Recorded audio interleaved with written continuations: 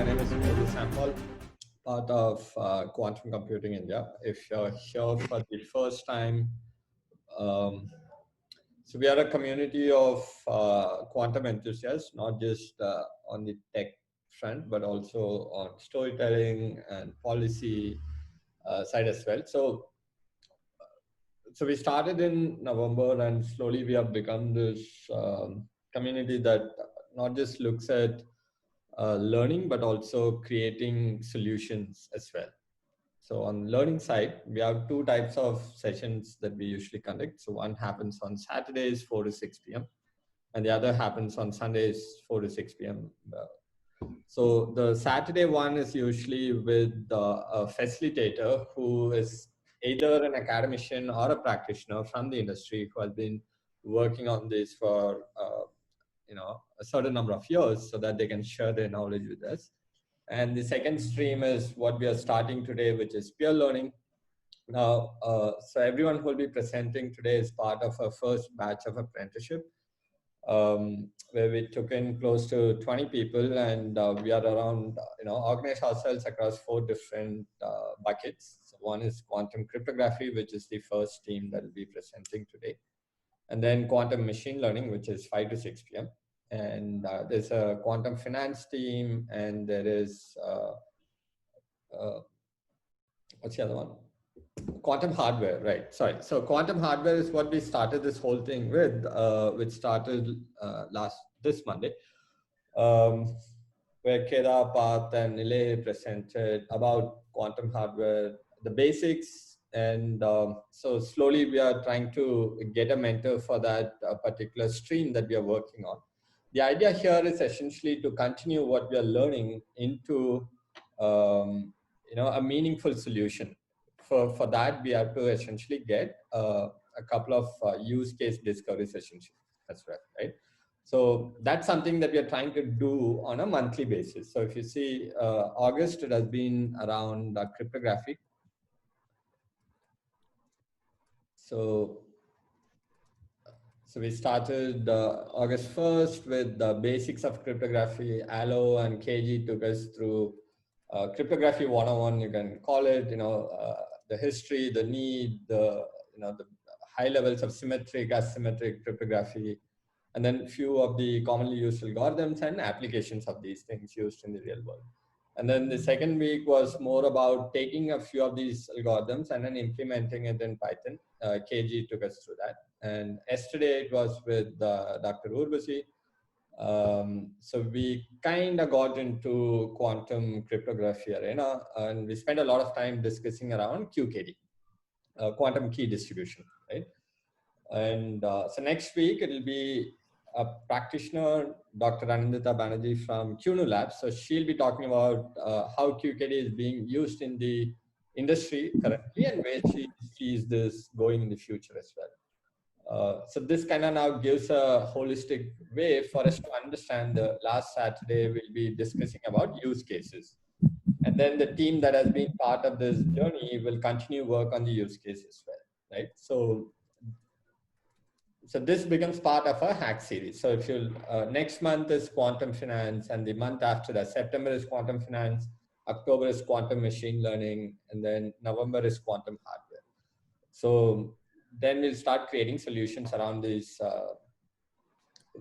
streams of learnings that we are going through. Okay.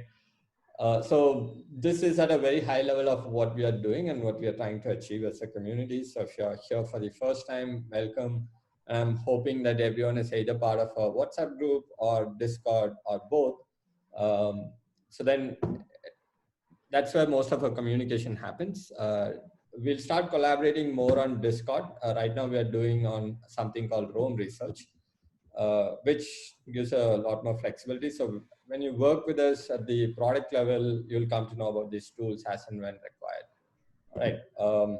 Okay, so with that as the base intro, I would hand it over to the quantum cryptography team today. So it's Vaibhav, Achit, Prashant, and Mahima. Mahima's cam can't be turned on today. All right, so they 4 will take us through the cryptography and most on quantum cryptography as well. So this is all coming from their learnings in the last 10, 12 days of, meeting. So every apprenticeship that we have taken is, we have a daily stand-up, which happens from like 9:15 in the evening till like 11 o'clock. So each team gets like half an hour, and then we discuss about what to do the next day and what has been done. So basic stand-up, right? And we have been taking up research papers, and we have been reading. So building on whatever we have learned so far, right? So even if you're here for the first time, don't know anything about cryptography, it will still make sense, because first 5 minutes will be a base intro. Archit will do that. And similarly in QML also, Shubham will take us through the basics of what's currently happening, and then the QML 101 kind of a thing. Okay. All right. So with that, the quantum cryptography team, Archit, you'll start. Yes, sir. All right, cool. So, yeah, I'll share my screen. Just 1 second, guys. If you have any questions, you can either put it on chat or, yeah, that'll be better, because then it doesn't distract the flow as well. And KG or Shadab or whoever knows the answer to that can continuously keep chatting in the window as well. Okay, so that's how we'll go with this. Cool. All right, sorry, I should go ahead.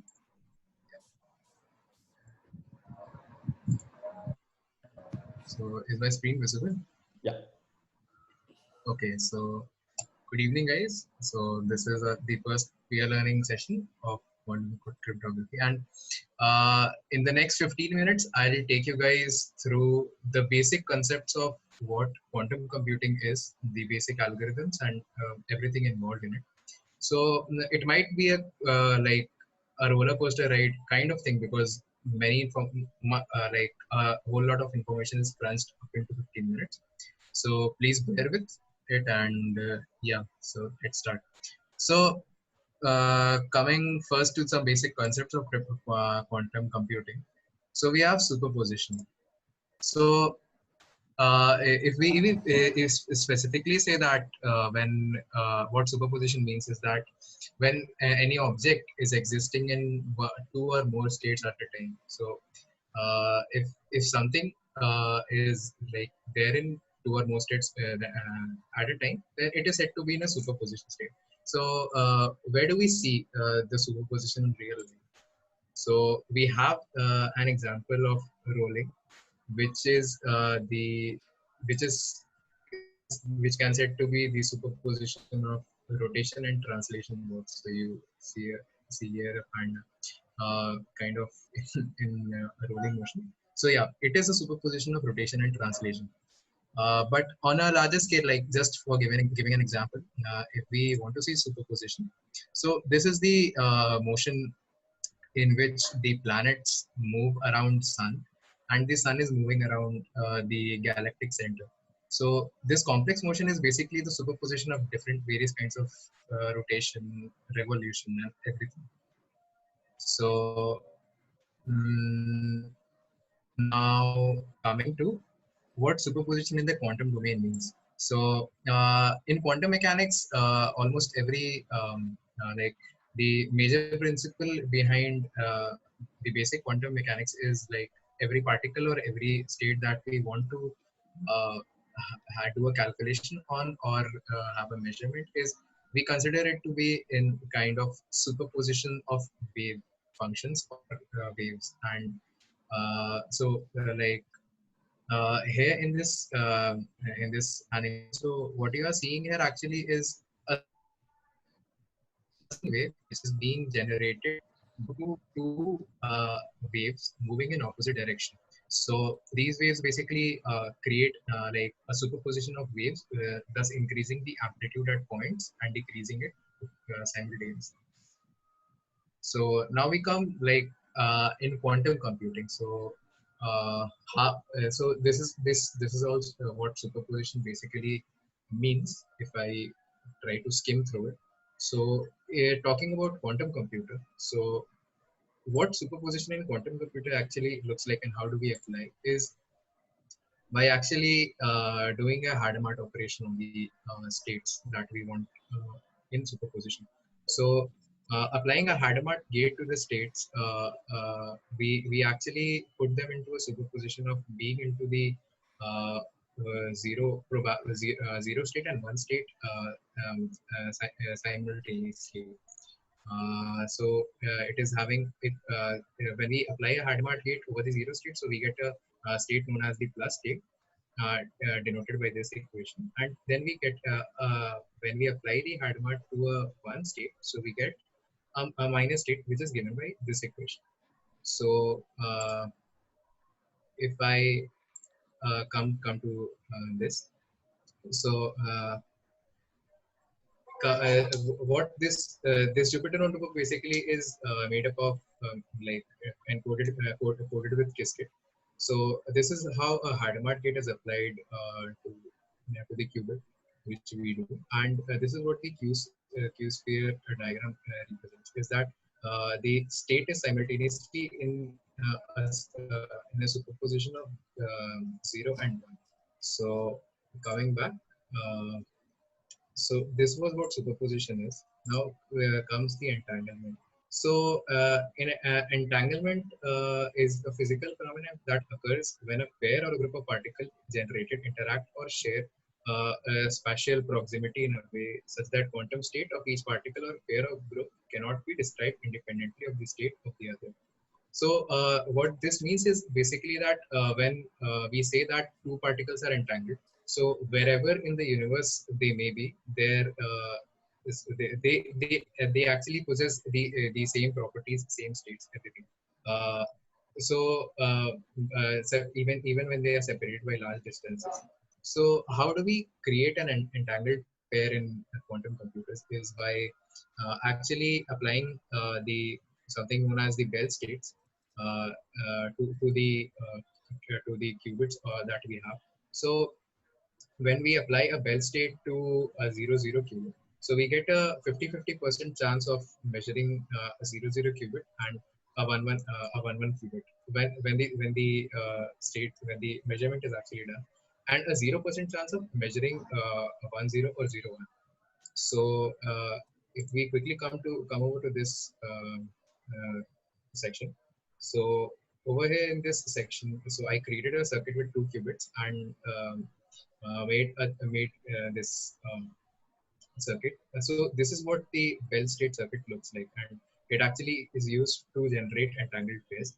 So if we look at this graph, so we have a 50% probability of getting a 0-0 and a 50% probability of getting then coming to the no cloning theorem. So what the no cloning theorem states that it is impossible to create an independent or identical copy of an arbitrary unknown quantum state, a statement which has profound implications in the field of quantum computing and others. So the no cloning theorem, like as this statement says, that it is impossible to create an independent and identical copy. So what this basically means that you can there. Hello. Okay. So so this actually prevents the creation of identical copies like in different parts of the of the same objects, and we can actually copy the information of any quantum state available. So the no cloning theorem basically forms the base of all the algorithms being developed in every field of quantum mechanics and quantum computing. So now to the what the effect an observer has. So on a quantum phenomenon. So whenever we do a measurement of any quantum operation that we do, so the measurement actually collapses into one of the other state that is in superposition. So what actually happens is if the Q state is in a superposition of 0 and 1 with a probability of alpha and beta. So when we measure, so there is the state Q will collapse into 0 with a probability of mod alpha square, and and into beta and into 1 with a probability of mod beta square. So now when we come to quick like what teleportation, like this most basic algorithm of what teleportation is. So this forms like kind of the most basic algorithm for quantum cryptography and every other principle. So what this basically is that Alice and Bob, so they are two members who want to actually share a key between themselves. So what they are given entangled qubit, and then they Alice and Bob, they both are separated with this by a distance. So what happens is then Alice does well well state on this on the entangled. So to create the entanglement, we do a like a Bell state operation on the qubit, and then Alice does a Bell measurement on her qubit and the provide on and the unknown qubit. So it then actually transfers the then she measures it. So it then creates a classical representation of the information that she has, which she then transfers to Bob, and then Bob then clones the information that he is having into the into his qubit via certain basic operations to actually make a copy of the unknown key which has been provided. So this basically not like saying it teleports the information specifically, but yeah, it makes an identical copy by destroying the previous state of the key provided. So if I quickly go through this statement, to transfer a quantum bit, Alice and Bob must use a third party to send them an entangled bit pair. Alice then performs some operations on her qubit, sends the result to Bob over the classical communication channel, and Bob then performs some operations to receive Alice's qubit. So if I quickly show you this, so this is the code for teleportation. And this is the how the circuit looks like. So we have initialized the state, and then we send it over the for superposition. The Bell state operation is done.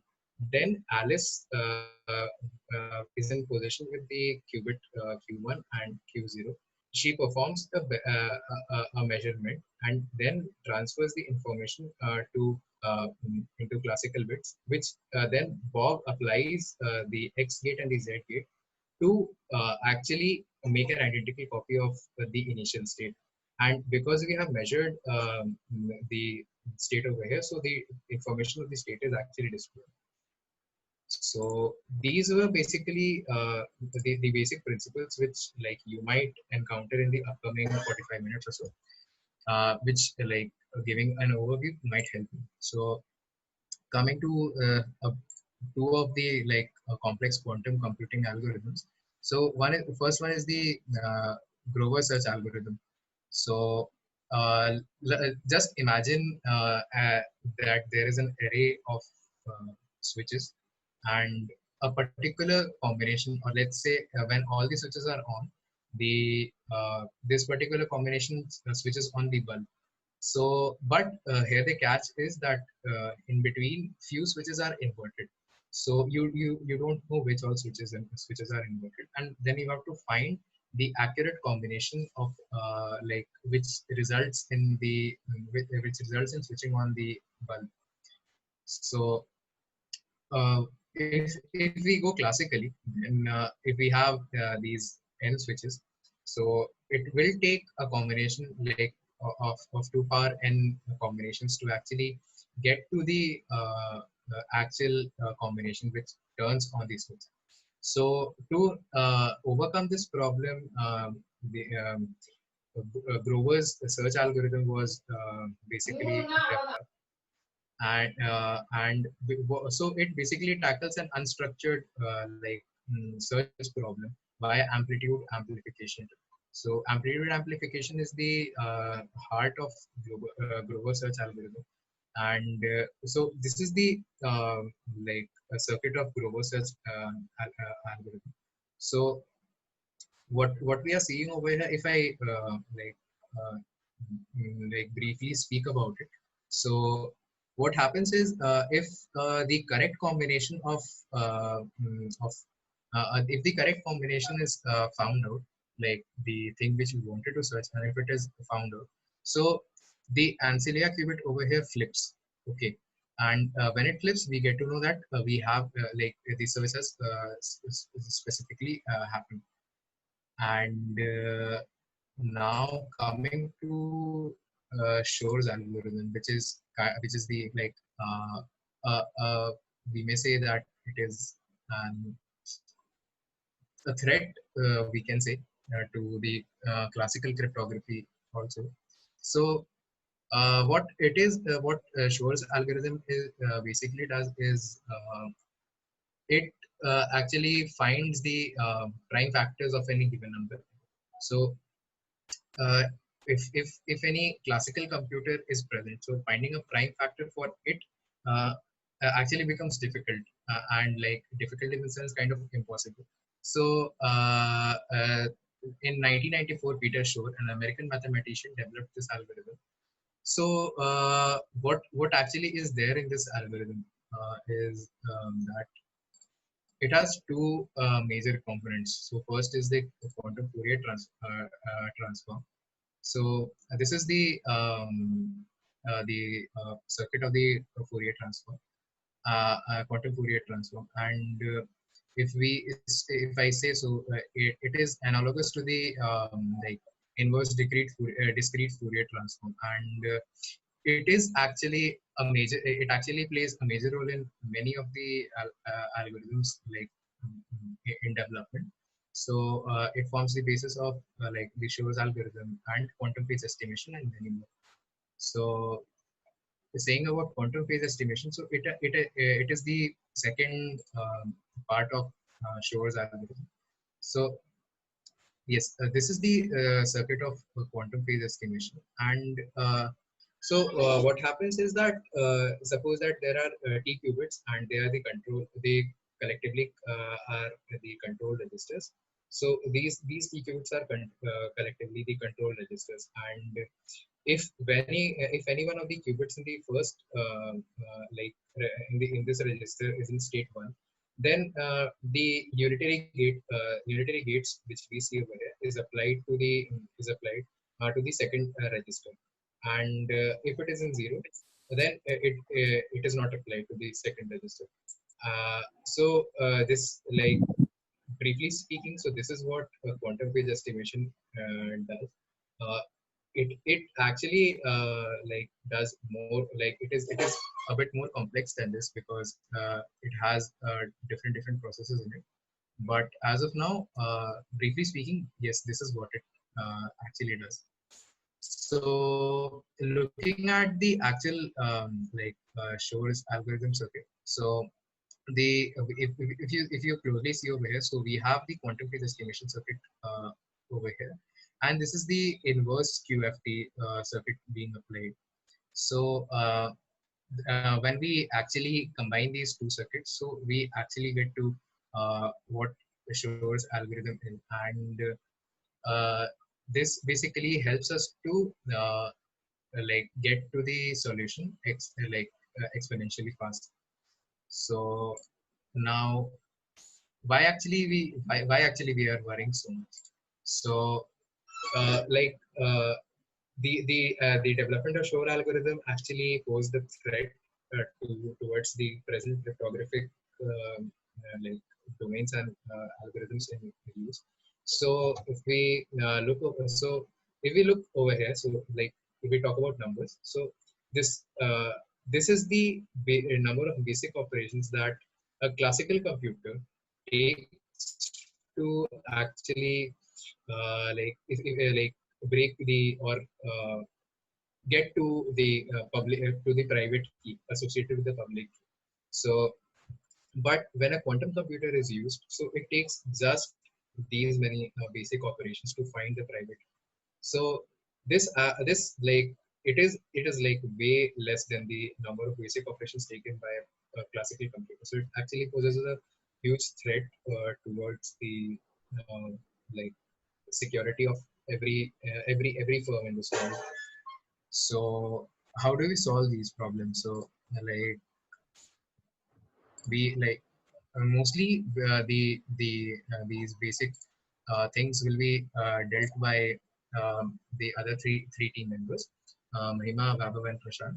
So Mahima will be talking about the post quantum cryptography part, and Prashant and Vaibhav will be talking about the quantum cryptography part. So the development of the of quantum cryptography actually include like enhances the encryption standards and the information which is being transported. So this diagram actually explains what like how what is the basic principle between for going for QKD. So like it depends upon the phase of the photon actually, and how it is being observed at the box end. So this is how the key is encoded, and how the actual algorithm works. So like this will be dealt with more detail in the coming time. And the post quantum cryptography part basically is to develop uh, more secure, like how can we make it more secure against how can we make systems more secure against attacks by quantum computers. So I'll hand over the presentation now to Prashant. So Prashant. Well, thank you, Ajit. Screen. Yeah.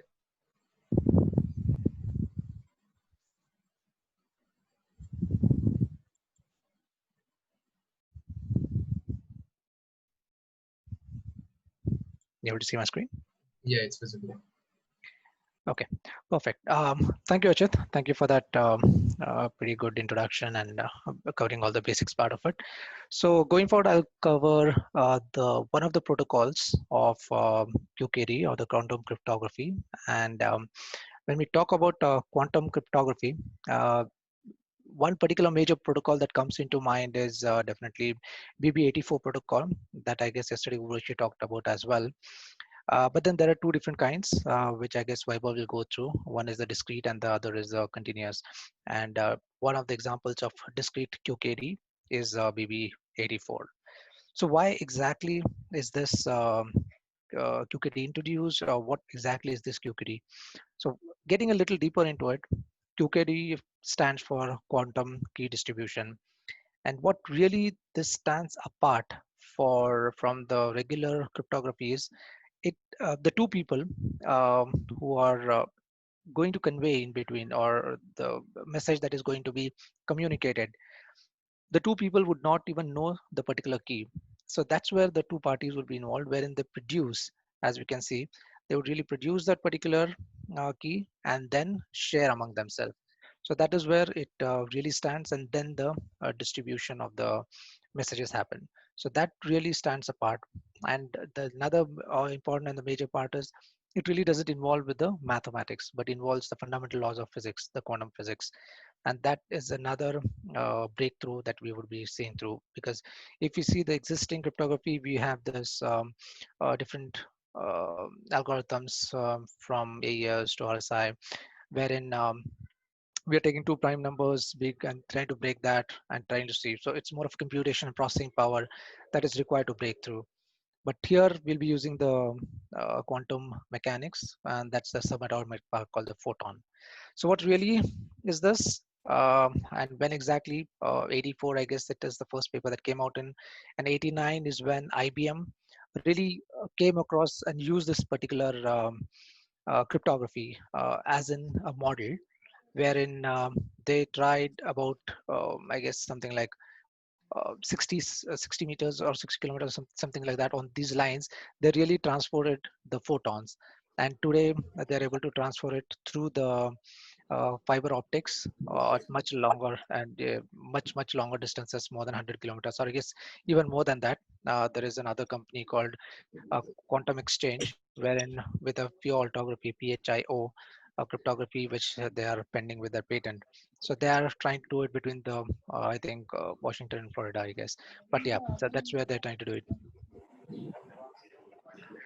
Um, if you guys aren't speaking, can you please mute?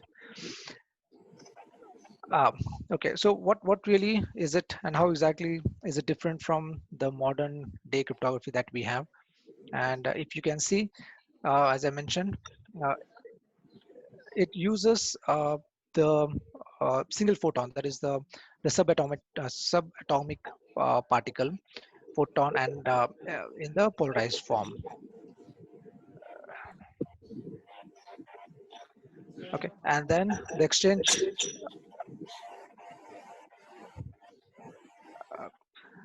exchange of the information happening through that particular channel. And then we have this laws of physics instead of mathematics that we're using. And then we see how exactly we try to figure out whether cryptography keys are getting corrupted or rejected throughout. And that plays an important role, because if you see, there are two types of the algorithms as well. One is entanglement and the other is protocol wise. And the other thing is it definitely talks about the unlike conventional PKIs, which we really do, which are susceptible today, will definitely not be one. Okay, so diving deeper into it, how exactly? So as I mentioned, there are two tech categories of it. One is the prepare and measure protocol, and the other is entanglement. I guess yesterday Uroshi was talking about it. The entanglement is what they're working on. Then what really the QKD does, it really works on three characteristics, which I guess Ajit mentioned now. One was superposition, one another is entanglement, and definitely the uncertainty principle. These are mainly what the subatomic particle uses in order to do this breakthrough cryptographical algorithm. So as we know, the bits are what we use in today's digital world, zeros and one. But in quantum cryptography, we would be using the superpositions of zeros and one, and which again Ajit talked about it. It has the spins, and we can quickly talk about it as well, which works on the opportunities to be between 0 or 1. Again, you can have a look at what Heisenberg uncertainty principle talks about, and that lies on those principles. So then, as I mentioned, BB84 is a DV, the discrete variable QKD, and how really it works. It basically forms four filters. So the four filters are vertical, diagonal, and horizontal. So diagonal can be 45 degrees and 135 degrees. And that's where the vertical and the horizontal filters come in. And they are called as a rectilinear, and the two diagonal ones are called as a diagonal filters. So what when the photon tries to, when goes through this, photon is polarized. So when it passes through this, it takes the shape of this particular filter. So when it goes through, it gets into vertical. It goes to the diagonal, which could be either 45 degrees or 75, 135 degrees. Would take one of these two shapes, and if it's a horizontal, it would take this shape. And that's where we give it, as Ajit also pointed out about how exactly 1100s come into picture, and this gives that particular polarized direction to it. Just try to get how exactly this would really get in. So now let's say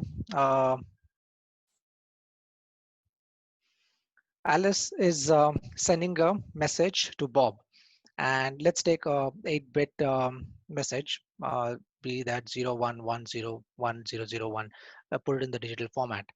So now what she would do is she would put the filters. She would use a particular filter that she would want to, and produce those particular polarized photons. And as you see, once these particular photon passes through, you get the kind of direction that you give to the photon. So it could be horizontal, I'm sorry, vertical, horizontal, diagonal. And this is where it gives out the output from the filters. Now, once this filter is sent out, Bob receives all of these. but he doesn't know what format, what is the bits, or what exactly is the filter that's been used. So what he would do is he would use his own random filters, and he would get the filter, the polarized output from the filters that he would use. So if you look at it, no one has any idea about what's happening, which message is gone through, what are the filters used, and all of these happens on a quantum channel. So once this happens, now what really Bob would do is he collects his polarized version of it, and then on a classical or a traditional channel, they would call out each other, and they together, and there they would not really find out what messages or the bits they sent, but what are the filters they used. So they would just call out whether I used a vertical or horizontal filters. And with that, they would see that there were only 4 of these uh, filters that match out. And so they would discard the ones which were not, which did not match up to the filters they used, but they would use the ones which actually matched up. And as we talked in the basic session, there are 50% chances, or probability is 50% that we always match up with this. And this is a proven that we get the 50% of this. And this is the shifted key, the what we use here, the term.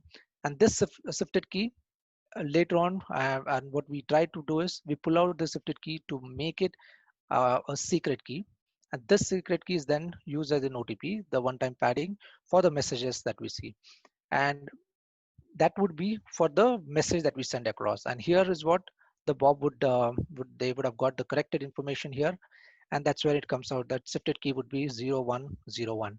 So this is basically the secret key that they would use for doing the one-time padding, and how they would really send out this particular information to the other person, and then they have kind of overcome this particular key which they actually produced it without knowing what exactly the keys they came across.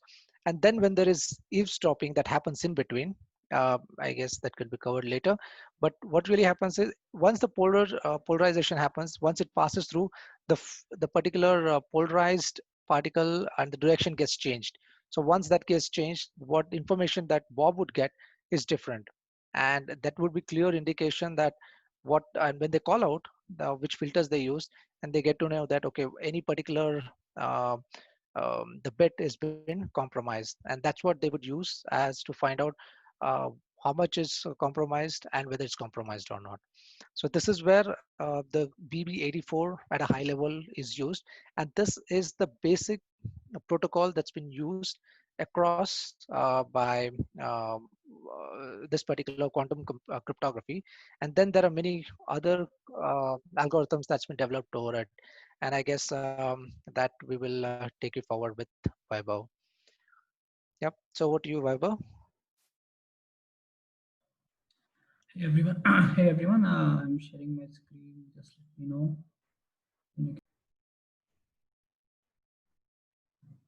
Okay, so can you see my screen? Yeah, yeah. Okay, just a second. Yeah, Vaibhav? Yeah. You can give me a second. Hmm. Just checking if annotations are working.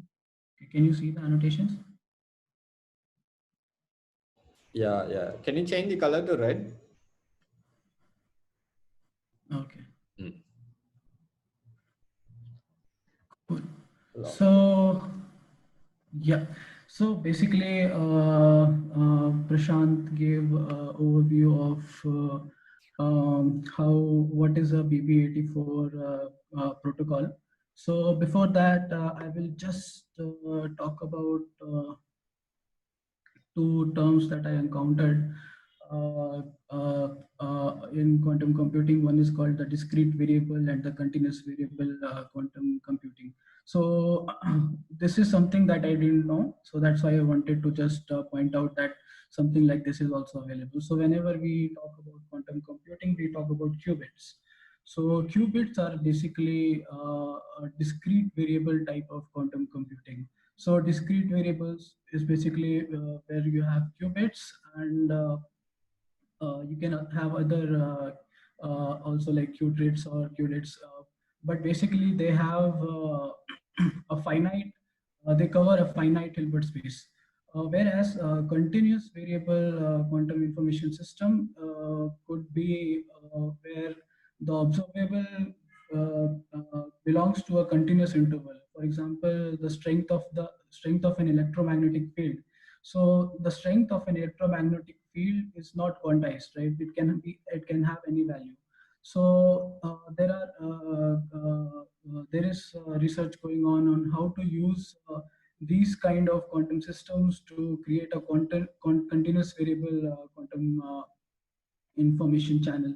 So if you compare, basically continuous variable quantum computation is analog, and what using qubits is digital. So qubits, the basic fundamental idea of discrete variable of qubit is that it uses the property of quantization. So like the energy states in an atom are quantized, similar, or something like that. So okay, so what I will be talking about today is mostly the discrete variable QKD. There is also research going on continuous variable QKD, which I might cover later if we go in a in-depth session.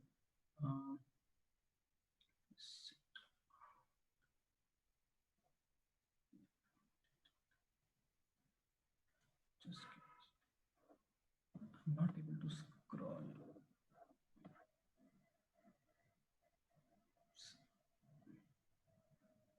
Okay. Yeah.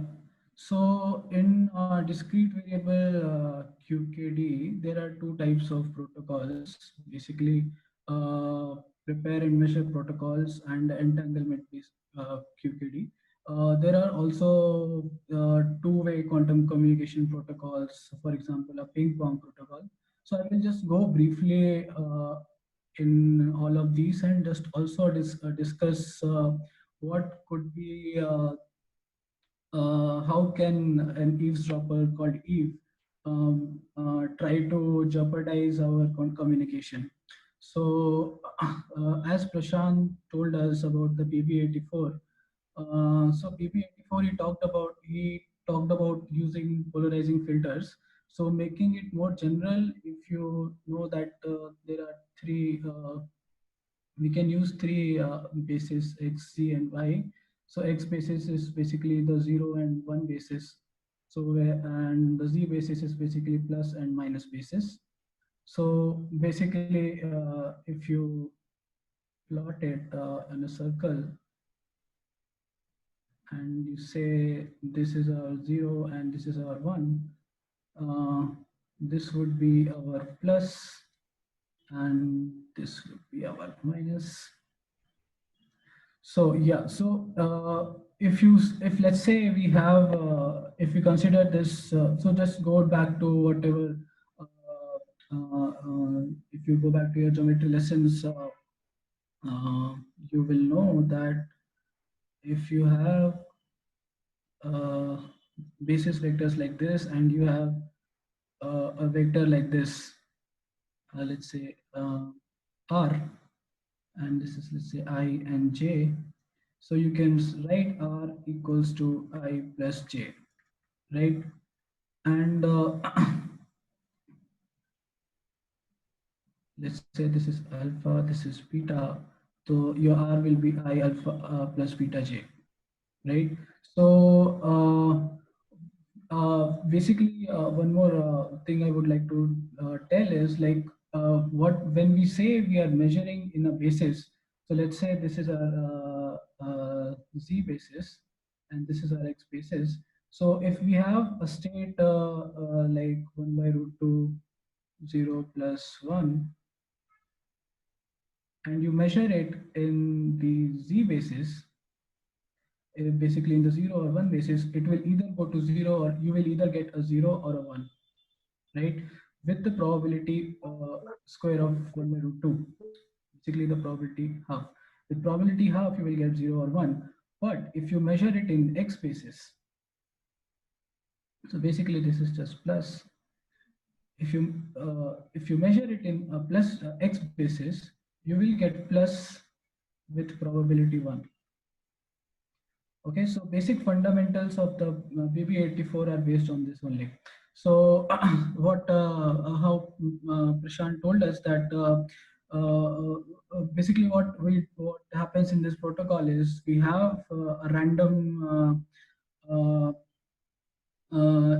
string. So Alice chooses a string uh, which is random uniformly. So basically, if let's say if we take a 4-bit string, let's say which can have one, like let's say this, so it can have 2 to the power 4 possible values, right? So what do we mean by using a uniformly random is basically for each value, the probability of getting a string, one of the possibilities is 1 upon 2 power 4. So basically, the whatever process Alice is using to prepare this keys, this string, I heard it go. So whatever process Alice is using to create this string is not biased. Okay, so uh, basically she takes this string, she prepares. So we take in the two bases we have. Can you can someone please mute? Can someone please mute? Yeah, one second.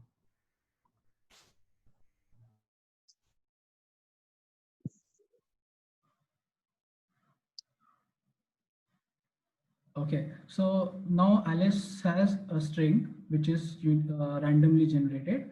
Now Alice will what she will do is create another string theta, which is the which contains the basis that she has generated. So let's say she takes the plus basis. Let me write it in the other form. Let's say she takes the z basis, the x basis, and z basis. So if you encode 1 in a z basis, you will get 1. If you encode 1 in the x basis, you will get a minus.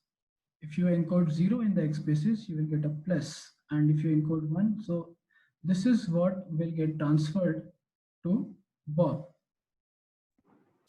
So now Bob also chooses another basis like this. So let's say he chooses this x, z, x, z.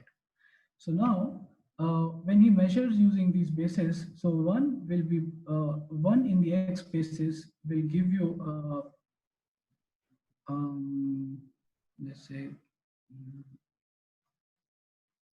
x basis will give you plus or minus with the probability half, right? A minus in the z basis will give you 0 or 1 with the probability half. A plus in the x basis will give you plus, and a 1 in the z basis will give you 1. So these values, so these two values are definite, and Bob gets these two values, which are which are basically randomly generated.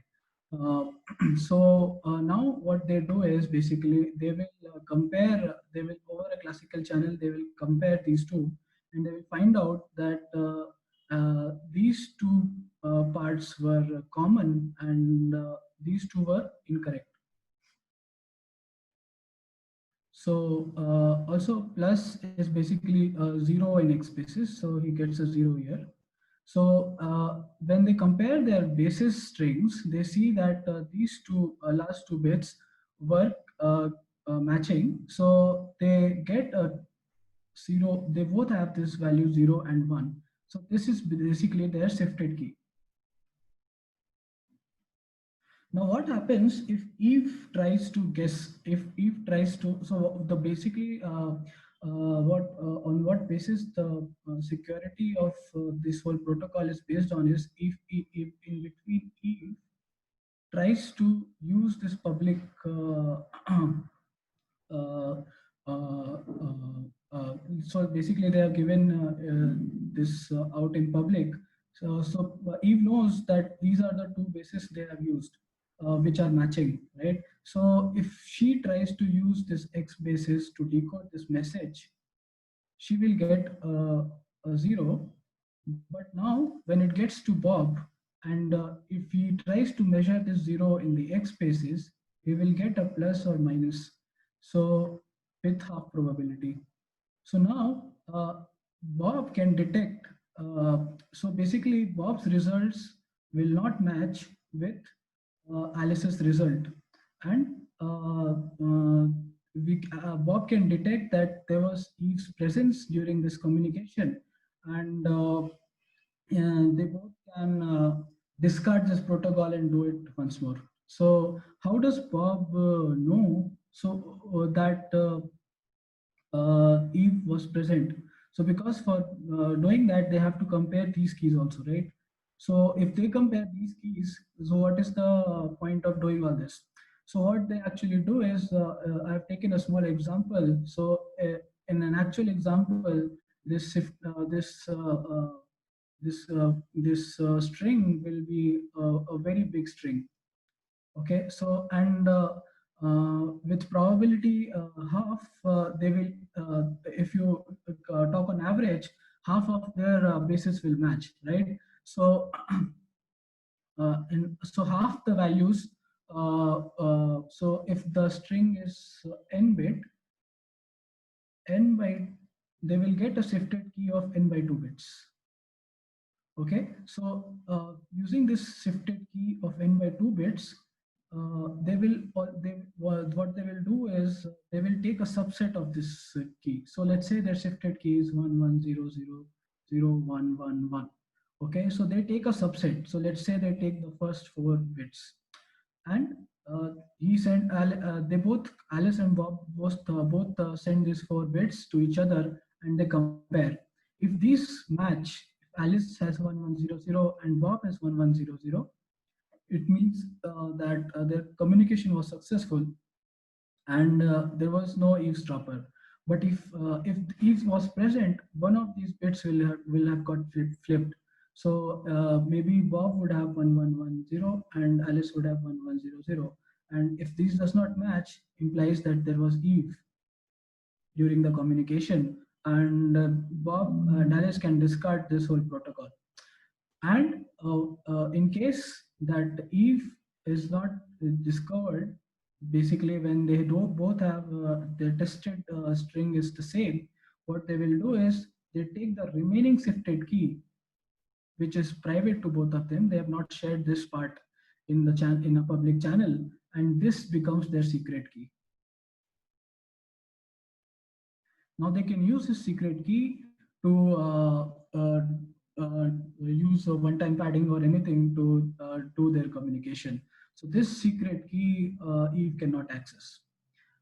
So one more thing that Prashant mentioned was that this is not like Alice has a secret key and she's providing it to Bob. This is more like it just gets created randomly. So even Alice and Bob do not know what key will get generated in the end of the protocol. Okay. So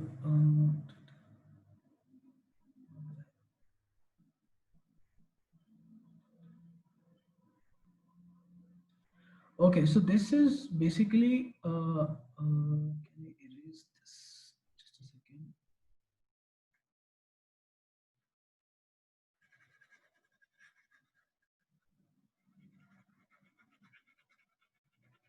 By the way, if you have any questions, you can ask me. Well,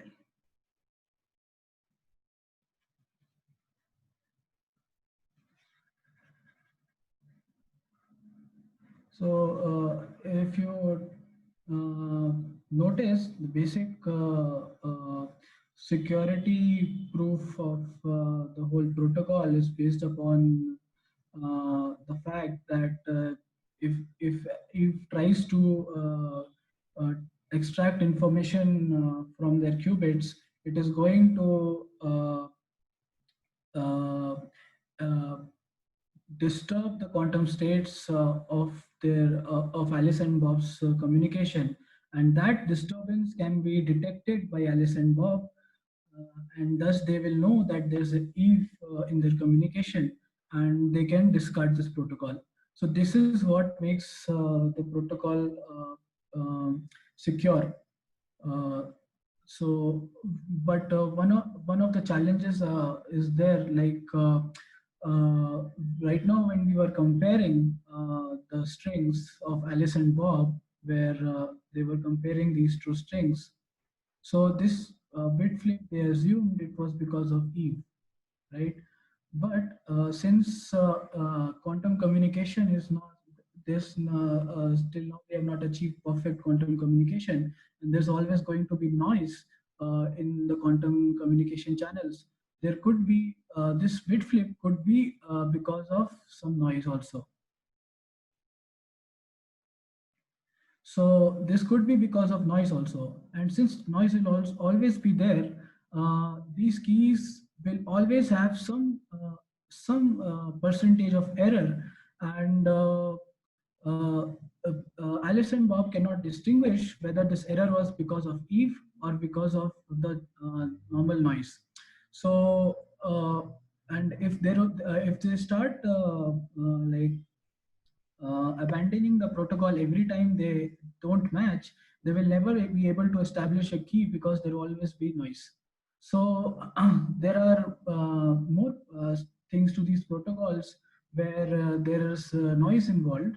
So they undergo something called privacy amplification, and they also use error correcting codes to identify how much error should be tolerable. So how much error is allowed. So there is a percentage of error allowed for each protocol. So to mark it as secure, and if tries to do something, the error will be more than that threshold, and then they can uh, discard the protocol. Okay, so this was the BB84 protocol. Uh, there is one more other than that. So basically, because these protocols are dependent upon preparing a state and sending it and then measuring it. So these are called prepare and measure protocols, right? Then there's another protocol called the 6-state protocol.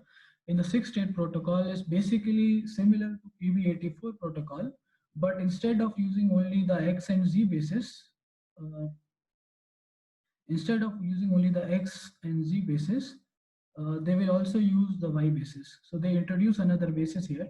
So now they have 3 bases and they can have 6 states. So in because of this, the Eve now has to guess out of 3 bases. So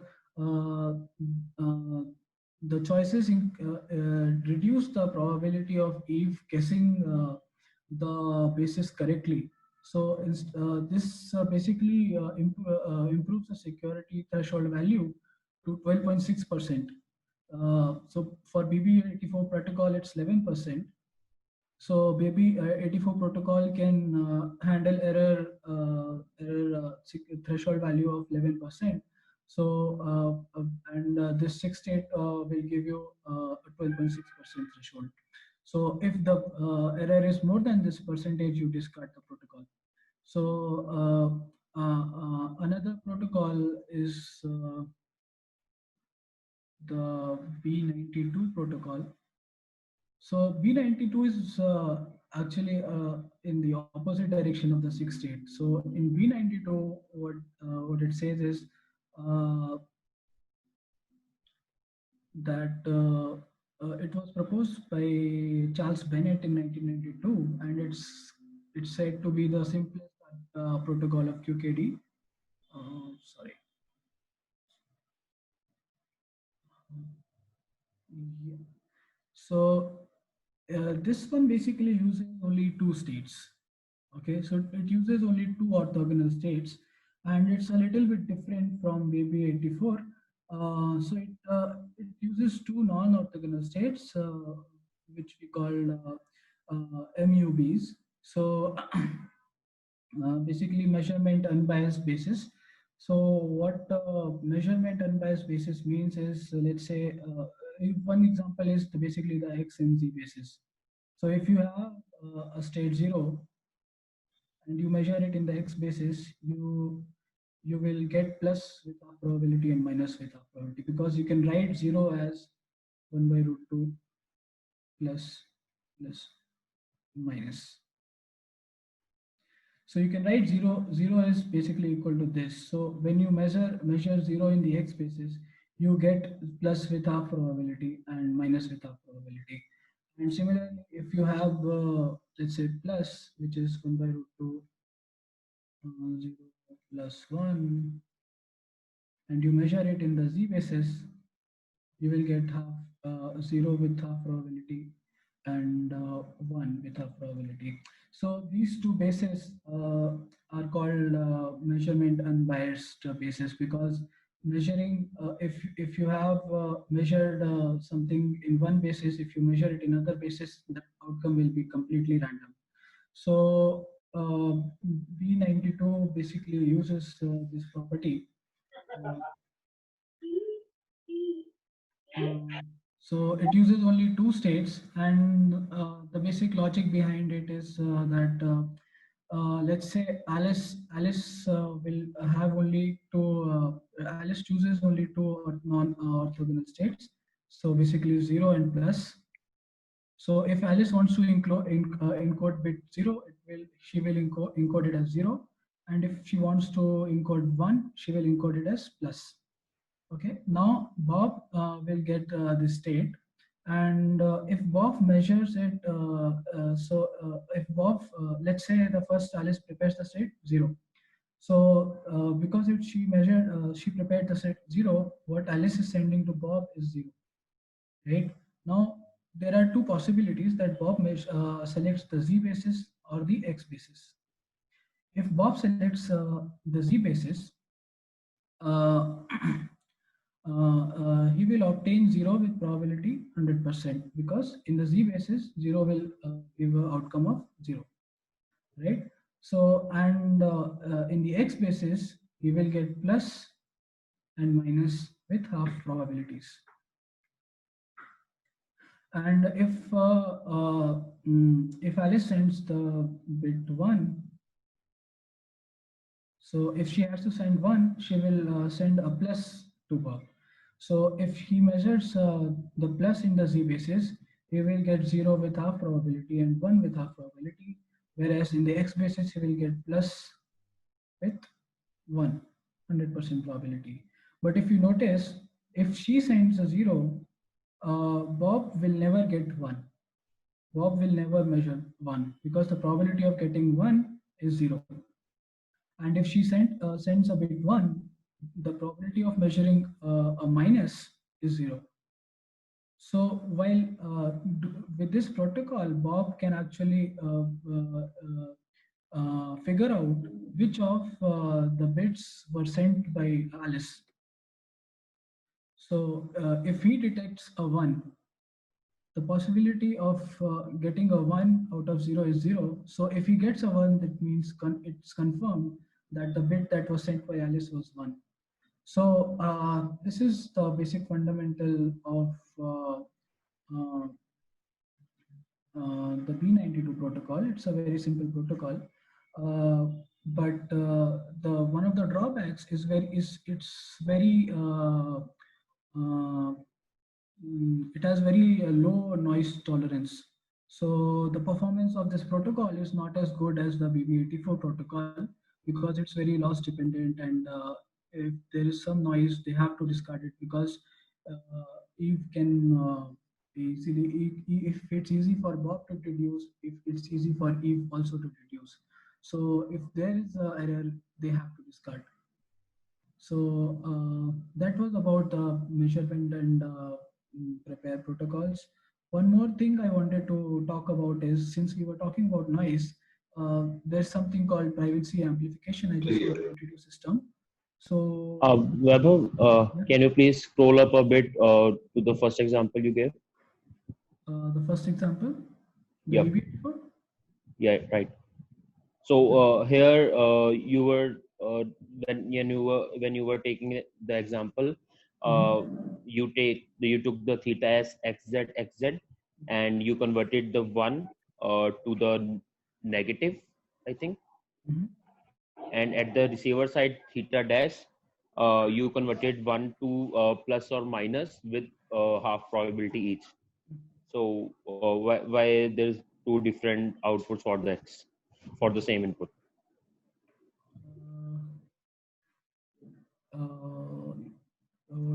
Can we draw it once more? So we had 1, right? And we took x for theta. And for theta dash, we took again x. Yes, but the output was plus or minus with half probability each. So in the first two ones, it did not match. In the second two, they were matching, right? You're talking about the second two? Uh, uh, I don't think so. But my question is like if the input to the x is 1, then output would be the same, right? Yeah. If it's 1, x will make it minus, and if you again do x, it will be 1. What I was talking about was if Eve does something in between, if Eve tries to gain information from this, this minus, if he applies x basis measurement to this minus, it will become 1. And when now Bob will have this 1 to put in the x basis, and it will get plus or minus with half probability, right? Okay. Yeah. Okay, I was talking about that. Yes. So, yes. Okay. So I think we don't have much time. So yeah, basically what I was talking about was privacy amplification. So because error, as I mentioned before, because errors and background noise can never completely be avoided, Alice and Bob can never guarantee that Eve has no information at all about their keys. Communication errors and eavesdropping cannot be distinguished. And so to be on the safe side, Alice and Bob have to assume that all discrepancies are due to Eve. So privacy amplification is basically like a cryptographic version of error correction. So which allows Alice and Bob to have a shared key, but they from that which might have about which Eve might have some information, but they do certain operations on it to make it shorter, such that they are identical and Eve has essentially no information. So there are some protocols of privacy amplification which can be used to make your shifted keys more secure. Then we come to the entanglement-based QKD.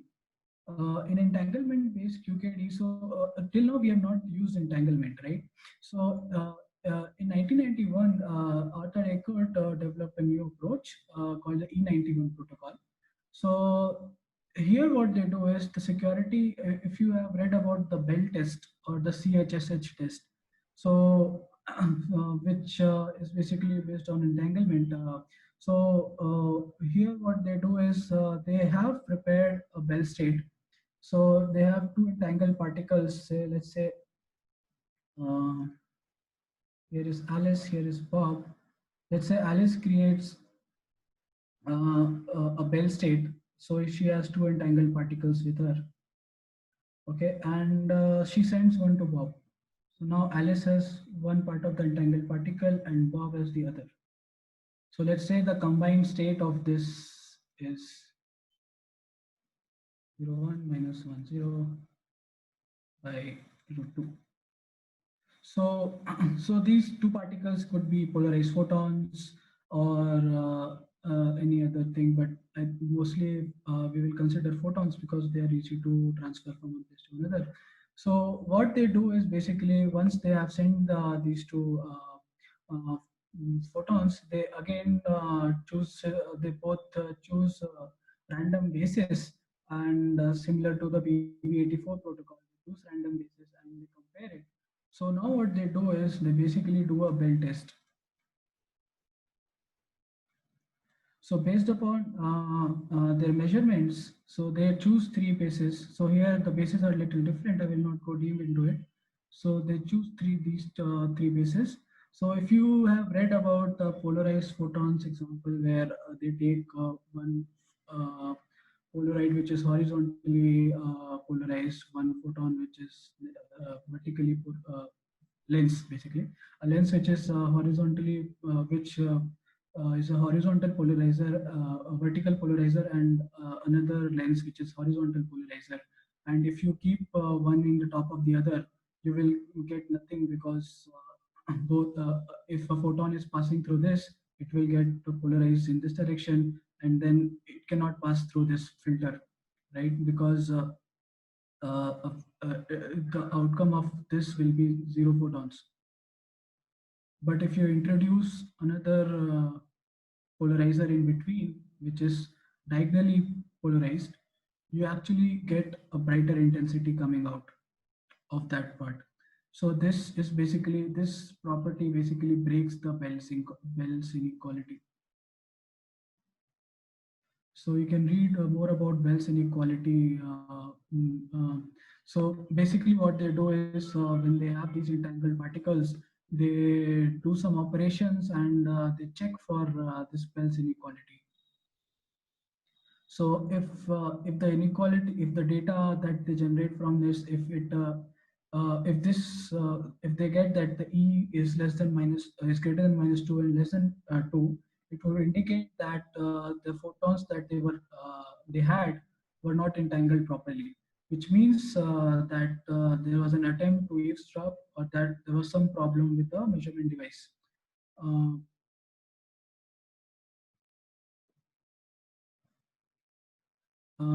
And if everything was perfectly, Alice and Bob will get a maximum violation of the Bell's inequality, as the E they will get is -2 root 2. And in this case, they are sure that there was no eavesdropper in between. So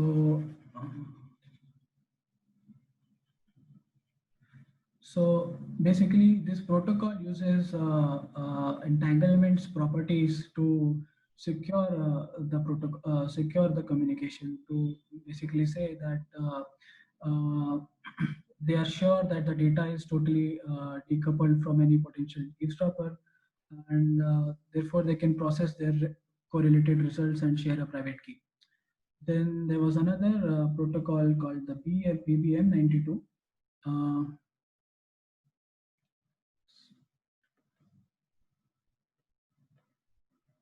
So BBM92 is very similar to the BB84, whereas basically in BBM92 we again share two entangled particles, but instead of choosing three bases in the as in the E91, we only choose two MUBs, basically the measurement unbiased bases. So we choose like for example the X and Z bases, and in this case we don't need to do a Bell test. So when they if you go deeper into this protocol, it comes out as very similar to the BB84. So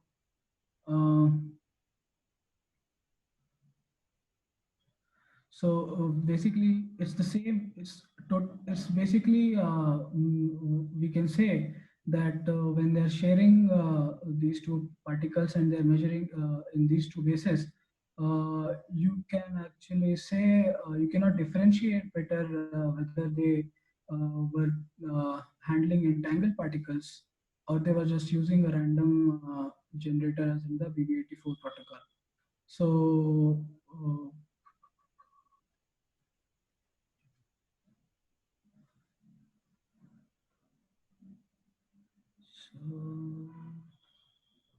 Vaibhav, can we try to wrap this up?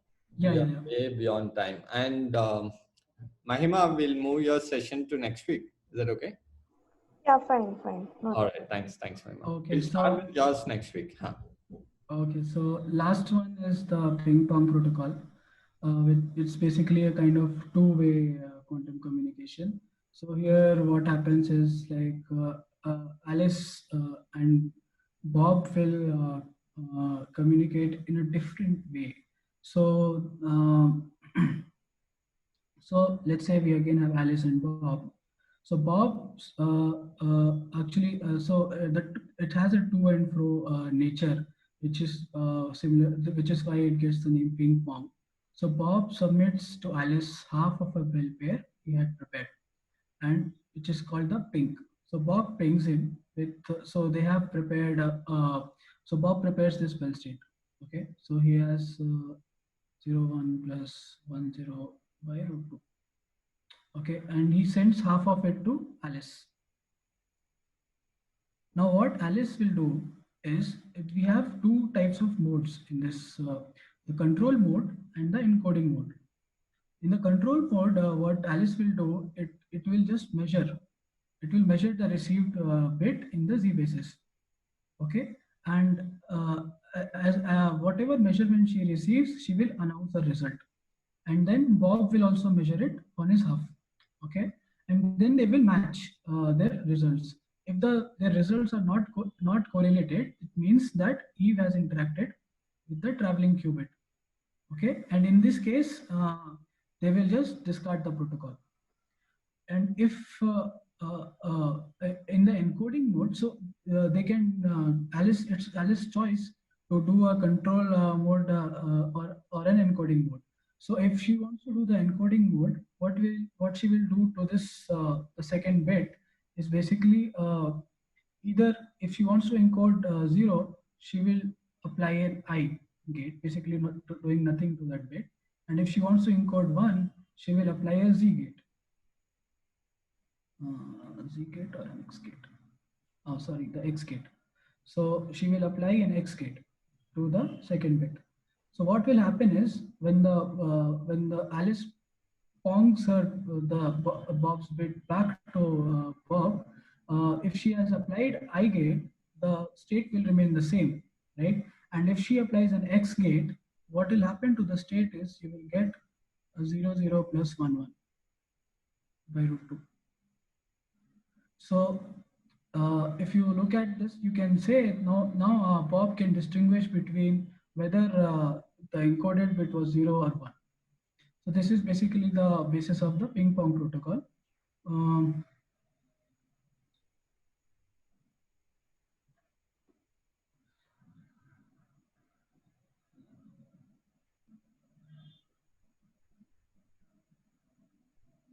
So another thing is, if Alice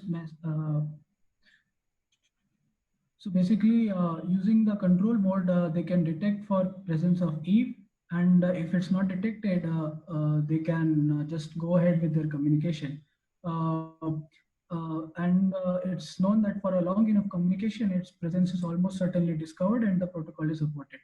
But you should also know that this type kind of private communication is very fragile, and it easily fails in the realistic conditions where noise is inevitable. So they have to use something called entanglement distillation and other things to sort out, distinguish between whether it was Eve or whether there was noise. Last point I was just wanted to talk about is the device independent QKD. Is just an introduction, because as we know now, in all our protocols, we will be using some devices to generate a random key or a random string of bits, right? So what if we consider Eve as very powerful, most powerful, and she is only the provider of the instruments that we are using to generate the strings, she might make it such that their instruments are biased, and the probability of generating a certain key is higher. So in that case, Eve can guess our key with higher probability. So therefore, the entanglement based protocols which uses well test are basis of research into the device independent QKD, where it does not matter how biased each device is, they can still do a communication where Eve cannot interfere. or cannot gain any information about what their secret key is. Okay, so that was my part. I think I took a long time. So